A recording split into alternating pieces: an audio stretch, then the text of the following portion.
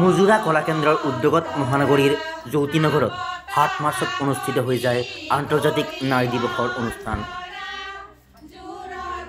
অনুষ্ঠানৰ লগত সংগতি ৰাখি আকস্মিক বক্তৃতা প্ৰতিযোগিতা, গীতৰ প্ৰতিযোগিতা অনুষ্ঠিত কৰা হয়।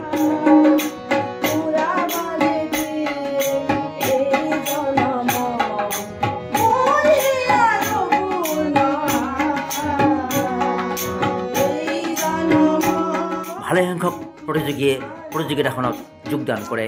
অনুষ্ঠানত বিশিষ্ট অতিথি হিচাপে উপস্থিত থাকে সমাজকৰ্মী তথা লেখিকা জিনুমণি বৰুৱা, লগতে মুজুৰা কলা কেন্দ্ৰৰ অধ্যক্ষ পংকজ বৰুৱা, ভালেসংখ্যক শিল্পী তথা কেইবাগৰাকীও গণ্যমান্য ব্যক্তি উপস্থিত থাকে গাম্ভীৰ্যপূৰ্ণ অনুষ্ঠানটোত।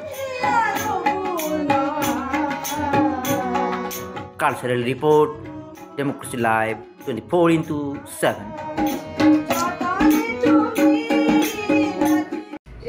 পৰ চৰ্চা পৰ আলোচনা কৰি গোটৰ মিটিঙত যাওঁ, কিন্তু কি হয় গোটৰ মিটিঙতো মই দেখিছোঁ মাজে মাজে কিছুমান বেয়া নাপাব, এই আমুকাৰ ঘৰত তামুকাৰ, কিন্তু ইয়াত আপোনালোক যেতিয়া ওলাই আহিব 1 2 3 4 যেতিয়া কৰিব ক'ত গ'ল লোকৰ পৰ আলোচনা, হয়নে নহয়?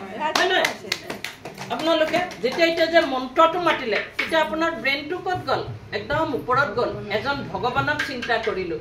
সেইকাৰণে মই আজি নাৰী দিৱসৰ দিনা আপোনালোকক কওঁ, সকলো নাৰী শিশুৰ পৰা আমি বয়সস্থ আগবাঢ়ি আহিব লাগে আমাৰ নিজৰ মানসিকতাটোক বিকাশ কাৰণে।